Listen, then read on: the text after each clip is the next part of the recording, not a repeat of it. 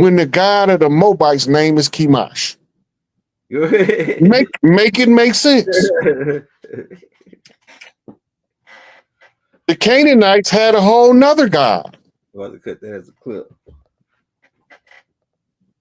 Right? You can go in the Bible and look it up. The god of the Moabites' name is Chemosh. I mean the mighty one. So if you're a Moabite, then under the catch term is more. More is a catch term. It's a term used to identify people with common physical characteristics. But they also have room for the variation of characteristics, because you can have a blackamoor, you can have a Moor, and then you can have a tawny Moor. A tawny Moor is a Khazarian, a yellow half-breed mulatto Moor. The Zionist. They get their instructions from Switzerland. That's the home of all finance on the planet. Right. Right? The most control you can have on the planet is control the purse strings of the entire planet Earth. You are the neutral party in all wars. Go back and find out when their last war was. You're going to find out the last war was with the French. Right. Why is that important? Because the French Revolution was ousting the Moors, the ones they was calling Moors, but they was calling them Berbers at the time. Mm-hmm. They wasn't calling them Moors yet. They was calling them Berbers. That means they came from the Ottoman Empire. They barbarians in English. Mm-hmm. They from the Barbary, which is east of Rome. Right? So this is how you know they different from the Atlanteans, or the, as they say in the book of Enoch, the people from Tartarus. Because Tartarus is the landmass called South America, and the closest 2 points of South America and Europe or Rome, they intersect at a westerly direction. So they call the Tartarians anything that was Atlantean. But it's because of Tartarus that they recognize the Atlanteans as being Tartarians. Right? They called them the light beings, so they labeled them as Hyperboreans. Right? They say they from the rainbow, as the Hopi prophesied the rainbow children, the different tribes of the original Earth tribes. Mm-hmm. Right? There was 7 distinct colors of the rainbow made up the Hopi rainbow generation of children. Mm-hmm. In the great melting pot, what happened to the rainbow when it's all of the distinct different fractals of light flip back to their regular multifractal capability? The rainbow fades and becomes pure light. Go ahead. Right? So all of it is telling you about what's the movement of the people, but they talking in the code. Right? They using what's called Moorish alphabet. Right? They call it Moorish alphabet because they talking about the Greek fraternal orders. All of the Greek societies are not of the Boule, but all of the Boule come out of the Greek fraternities. Mm-hmm. Right? The Boule comes from the French Boule. Here go France, going back towards Switzerland again. Right? And the Black Boule is the Boule extracted from the people and put on the FBI snitch program, confidential informant payroll. Mm-hmm. Right? We call them sellouts. We know they there. And sometimes we even know exactly which ones they are, Jesse Jackson. Mm-hmm. Al Sharpton. Mm-hmm. Al Sharpton is a puppet for the church. Mm-hmm. The church came here and forcing the religion down the throat of the indigenous people. And to prove you that they will even change the doctrine to capture the mind of the people, look up the Lenape Bible. Because in the rewrite of the old Bible, they went from the Romans and the Jews killed Jesus to the Lenape killed Jesus. Ray Hagen's got a whole lecture on it. Mm-hmm. Mm-hmm. Right? So when we putting all of the pieces together, you got to know where to look for the piece. Just because somebody don't look the part and don't talk the part, don't mean they wasn't playing the part. Mm-hmm. So the Boule Society over here is made up of the ones who defected to the other side but remained in our community. That's still Boule Society, taking on the prominent positions in order to usurp the rightful chiefs. But remember, we wasn't allowed in politics for a long time.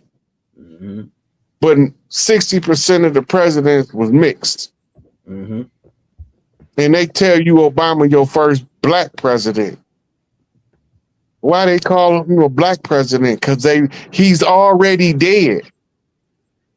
What you mean, right? He's a clone. Akhenaten died in the 18th dynasty.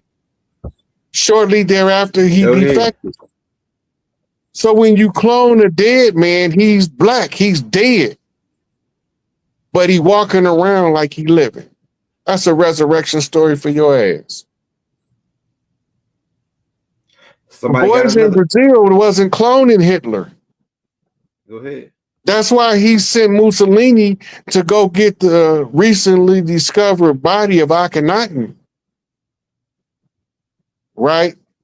And it was actually a trade-off using intelligence networks of the CIA. And back then it was, I think it was called the Kirkengrad, which was equivalent to the enforcement arm of the government. That's not the military spy network. Mm-hmm. And they passed off the tomb. They found it in the Grand Canyon, the same place they found King Tut tomb, but they made the trade in Cairo, Egypt, so we can think that King Tut tomb was found in Cairo, Egypt, or at the Great Pyramid Complex, but it wasn't. It was found over here. That's facts. The same with Akhenaten tomb. Akhenaten tomb was found when they excavated Arizona, the Grand Canyon temple sites. The original temple of Isis is in the Grand Canyon. That's older than all of the pyramids on the planet. That's right. Right. Also, the Temple of Osiris, the oldest Temple of Osiris, is in the Grand Canyon. That go back to this is actually the womb of the earth. This is where all of the earthborn is birthed from. This is where the diversity of the genetics is traced back to the O blood. That's why it's significant to know the blood and the right. Because then when you start tracing back through what happened and who done it, and then you look at their practices and their cultural practices, right? Kelly Love sent me a Candace Owens video that yesterday, I think it was, where she was going into how they was using this particular families was using apostasy to infiltrate and institute the blood rights of that family. Right? So when you realize what they doing, you can see the story using history as the lens. That's why they say in order to go forward, you got to first look back. You got to know where you came from, and that's going to tell you how to get where you're going. Because where you already been is a mirror map to your return back home.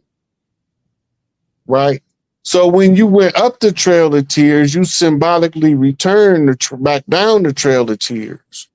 Now you following the tracks of my tears, tears of a clown, when no one's around.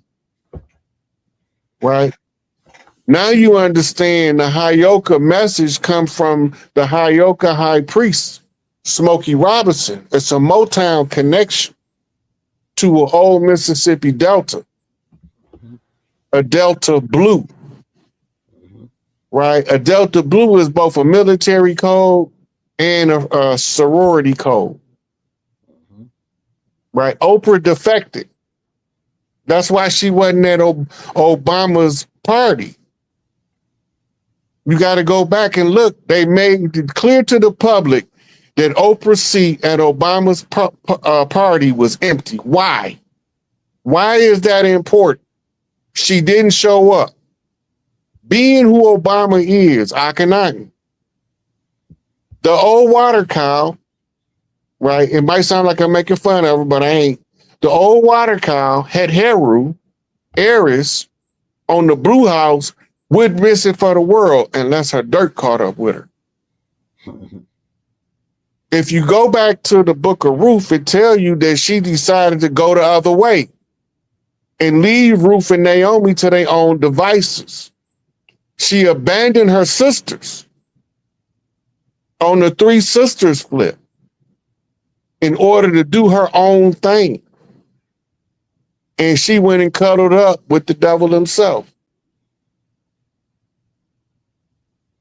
I like how you be. I like your your perspective on how you tell the story, Rob. Hey, somebody got a quick question, man. They dropped a shout out Amari Bay for the super chat. He says, could you Rod, could you go in on the tribes in the Caribbeans, the Puerto Ricans, the Dominican tribes, if you have anything on that? Listen. So now when you're talking about Dominica, Puerto Rico, he can't leave out Haiti and Jamaica. Those islands, okay, on the mainland, we can only grow certain crops. So we got our delicacies was the stuff that's natural to those islands. The tobacco tastes different. The coffee tastes different. The beets, the sugar beets taste different, which gives a sweeter sugar than the sugar on the mainland. It's two different sugars.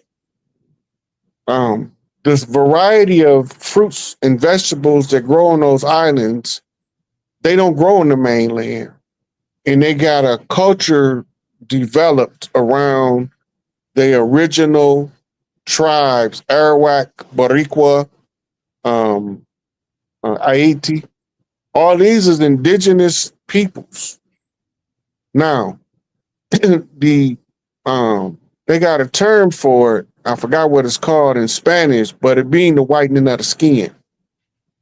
Because of the one drop doctrine and the preferential treatment given to the pale skinned people being put to the top of the class, everybody is gonna aspire to be part of the top class. So they tell you it ain't no racism, but it's colorism. Go ahead. But it's still the same caste system of divide and conquer.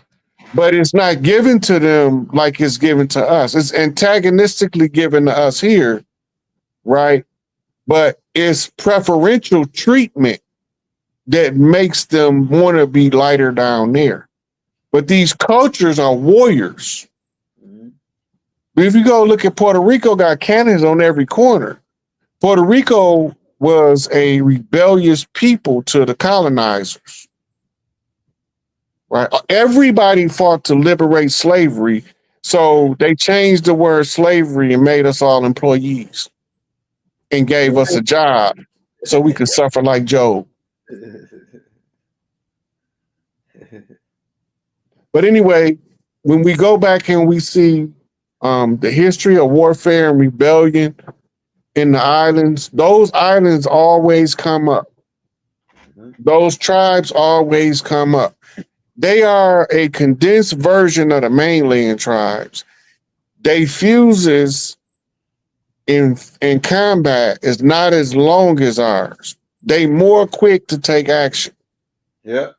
Right now, it's the Spanish influence and the usurping of the language of the Arawak and Boricua peoples that make them teaches them that they not tribes from the Americas, right? They subtly infer it, and they come across to the people from the mainland as some of them being racist, but they not being racist. They being colorist. Racism is a different dynamic that's played out through socioeconomic leverages and hostile antagonism at the same time, where colorism plays on a more subtler influence, right? Even Mexico, Belize is just south of Mexico. Them people always been there, and they darker than the African. Yeah, I've been down there. I've seen them.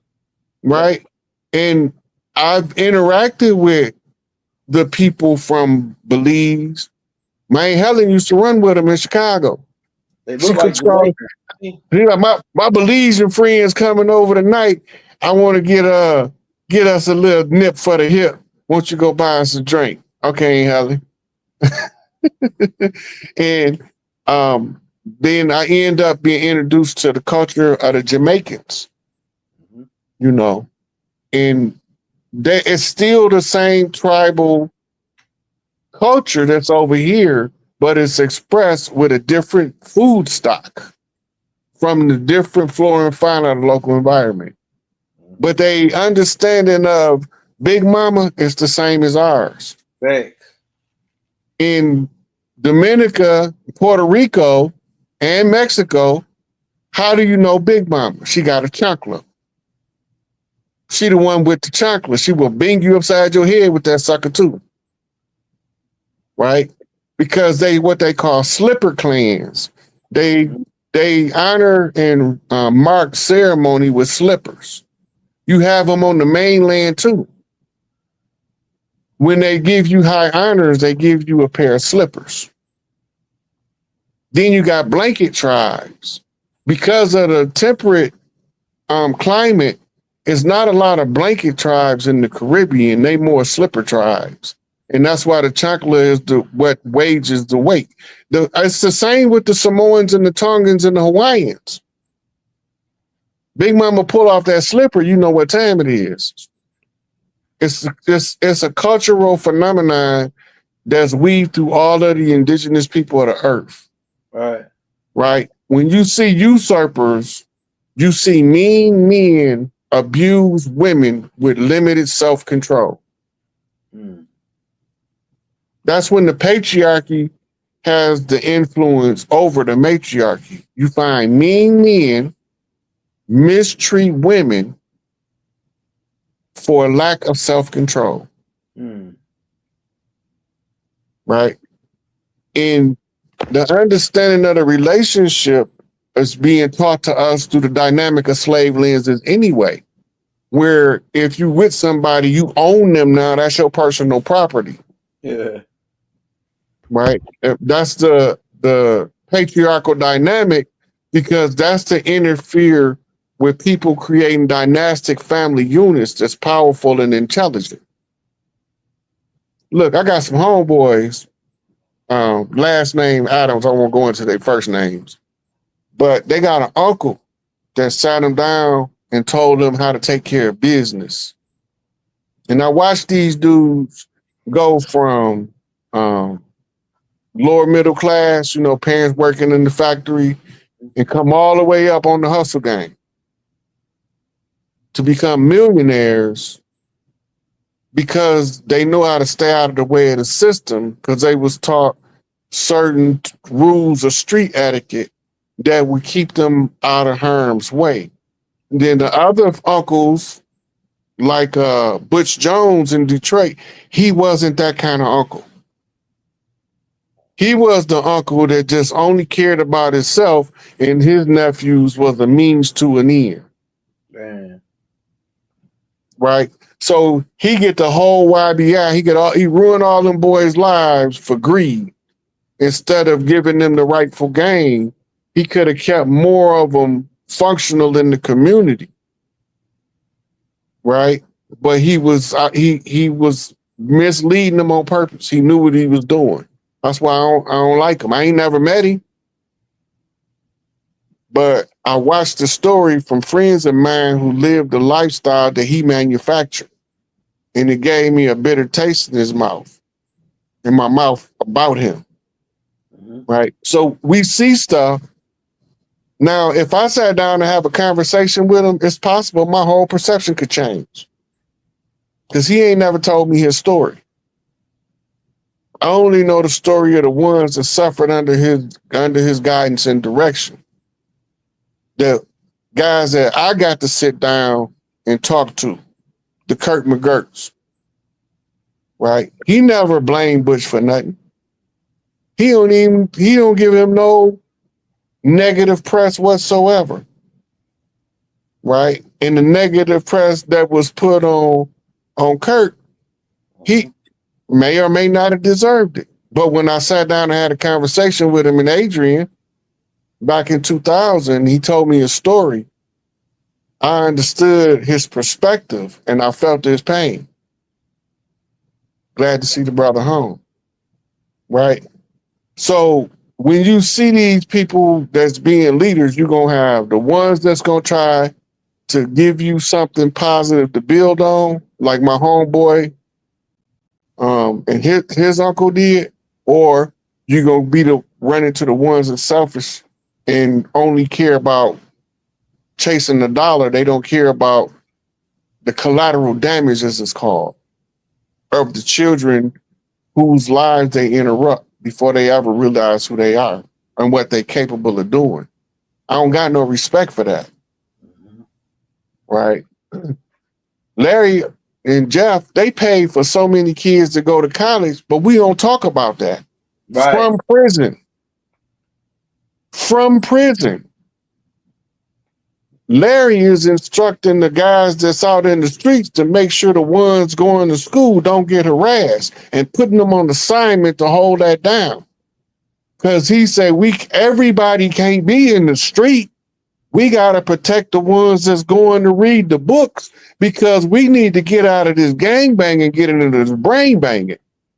Or we ain't going to never come up from this condition. Right.